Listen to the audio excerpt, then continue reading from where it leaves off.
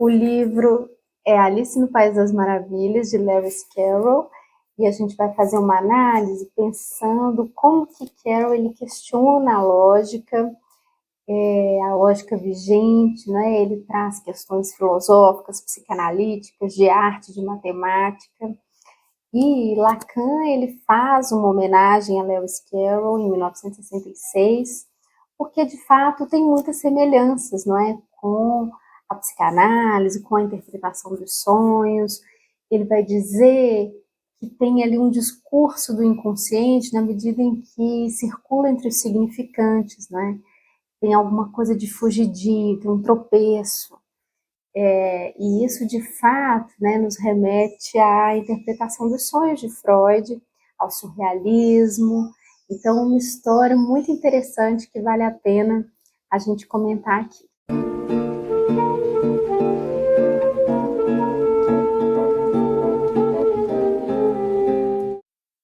Então, a gente vai fazer a partir dos personagens. Então, a gente tem a Alice, a lagarta, o gato, né? O chapeleiro maluco e a rainha de copas. Né?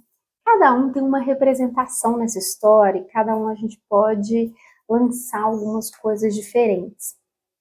Bom, se a gente começa com a Alice, a gente vê que é uma menina movida pela curiosidade, não é? Pelo desejo de saber.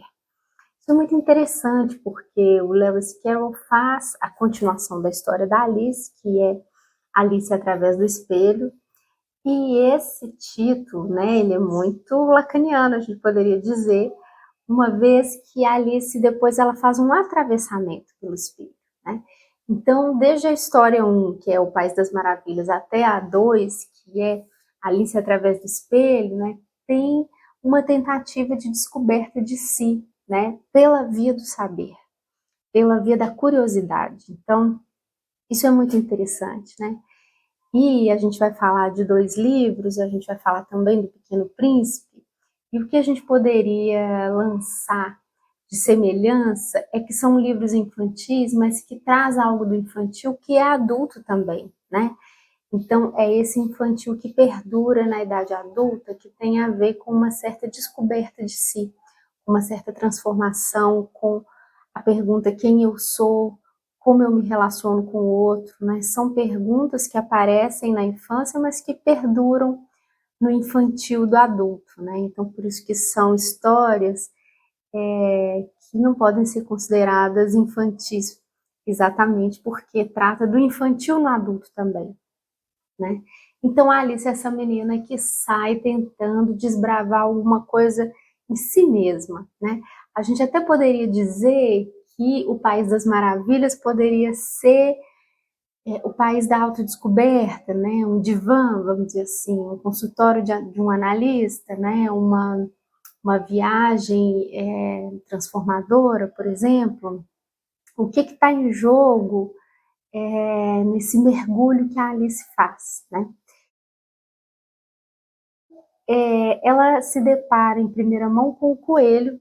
Então, esse personagem que a gente vai ver aqui agora, o coelho, um representante assim da época atual, né? Assim, então, o Lewis Carroll ele faz uma ilustração, né, da época industrial em que os trabalhadores ficavam ali apressados, né, querendo ir para o trabalho, mas acho que retrata muito bem como que se passa nos dias de hoje, né? As pessoas com os reloginhos e o trabalho que devora, né, e que não sobra tempo para nada, né? Esse coelho, ele desperta a atenção da Alice, né? E o coelho tem uma coisa de aparecer e desaparecer, de ter uma missão muito importante e depois ele desaparece na história, né? Assim, então, é ele que convoca a Alice a entrar nessa pergunta, nessa autodescoberta. E aí a gente tem alguns elementos interessantes no livro, né? Por exemplo, o cogumelo que a Alice come e que faz ela se transformar, né, de tamanho. A gente vê que essas transformações têm a ver com a angústia, justamente essa angústia de autodescoberta, de descobrir quem ela é, onde ela está, né?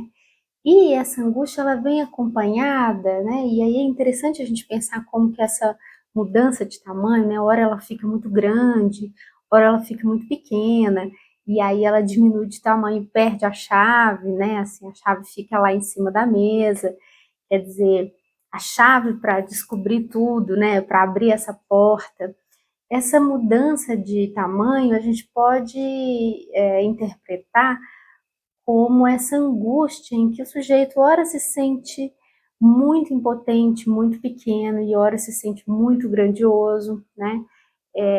Quando ele está nesse momento de angústia, né? Então, ela está atravessando alguma coisa e ela vai passar por esses momentos em que ora ela cresce demais, ora ela se sente minúscula, impotente, sem conseguir sair de uma situação, né?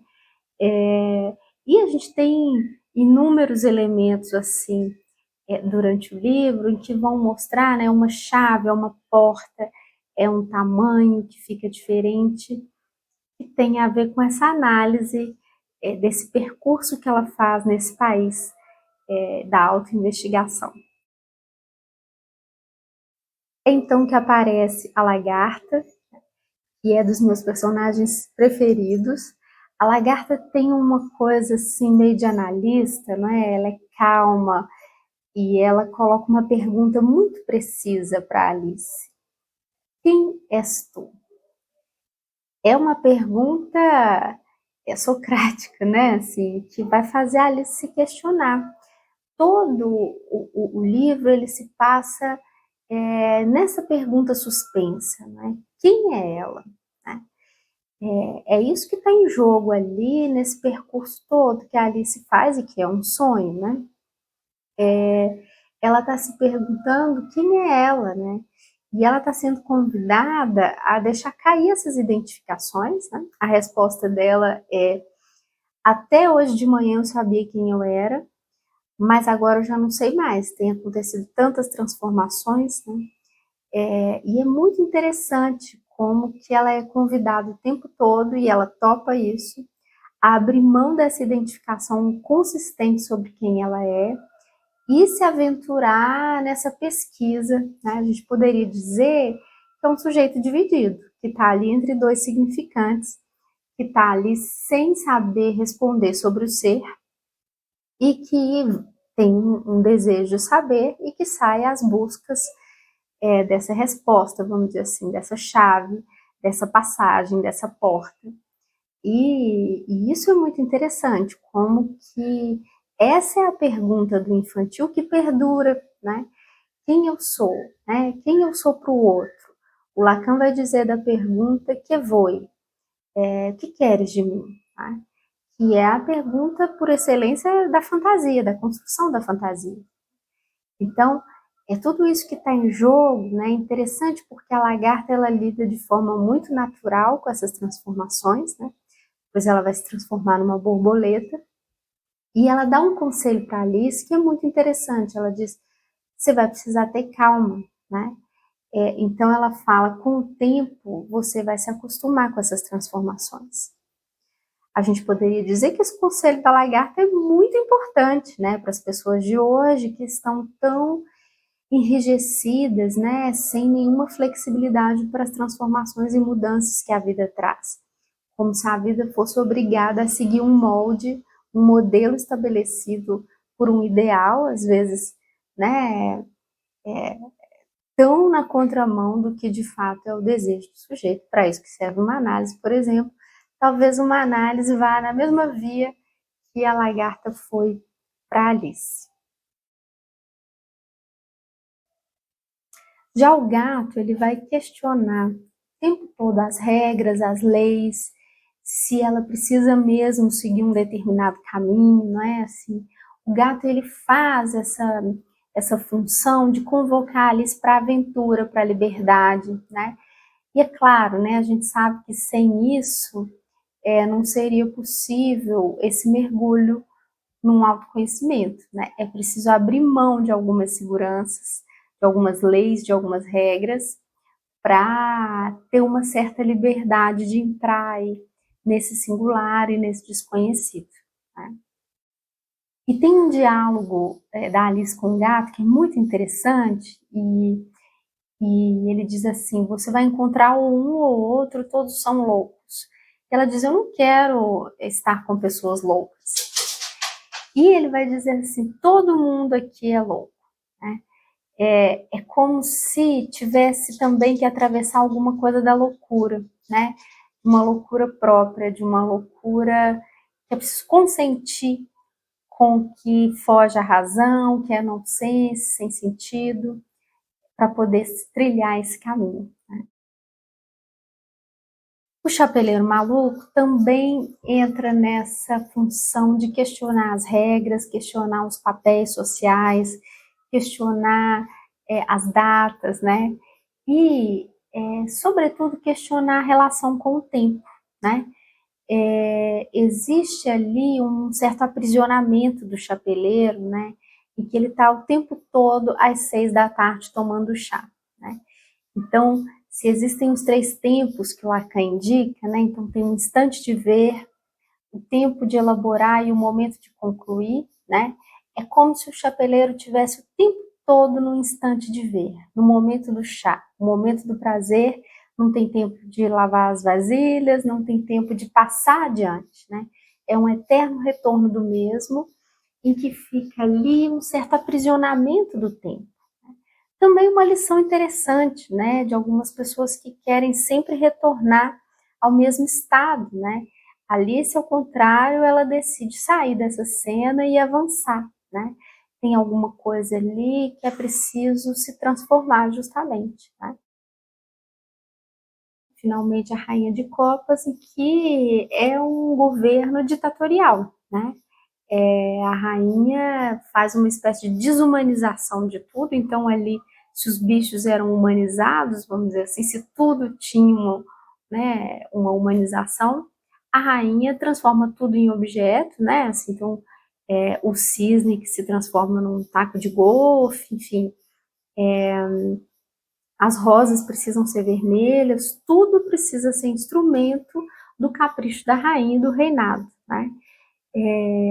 E ali, aí acontece um julgamento, né, em que a Alice faz parte, e tudo é muito caótico, desorganizado, né?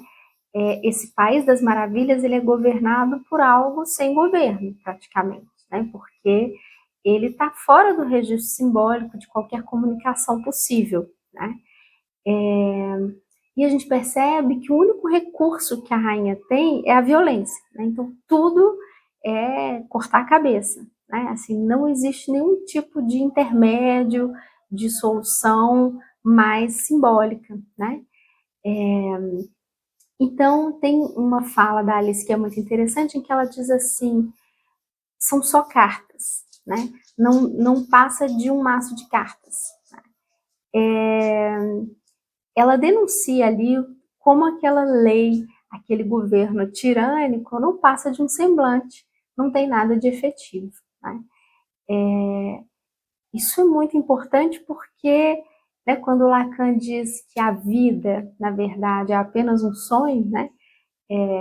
Estamos sonhando acordados, né?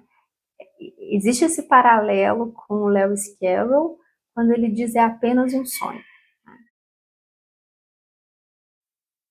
Então é isso, a gente pode dizer que a aventura da Alice é embarcar nesse desconhecido, né, no outro dela mesma, em alguma coisa em que a gente está o tempo todo, de fato, tentando conhecer, talvez desde a infância, né, esse outro interno, esse outro mundo, esse outro país, né, que em alguns momentos é das maravilhas, mas em outros momentos é de uma angústia profunda também, né? Porque tem a ver com esse familiar e esse infamiliar, com esse estranho colocado o tempo todo no próprio desejo, né? O desejo tem algo de dor e de delícia. Ele tem algo de muito aterrorizante, mas também de muito fascinante, né? Então, é um conto infantil, né? É uma história infantil que não tem um final feliz, né? E ao contrário, trata-se de um sonho meio maluco, mas que mexe com os nossos desejos, né? Com a nossa fantasia, e que traz perguntas muito importantes sobre quem de fato nós somos, o que que a gente está fazendo aqui nessa travessia.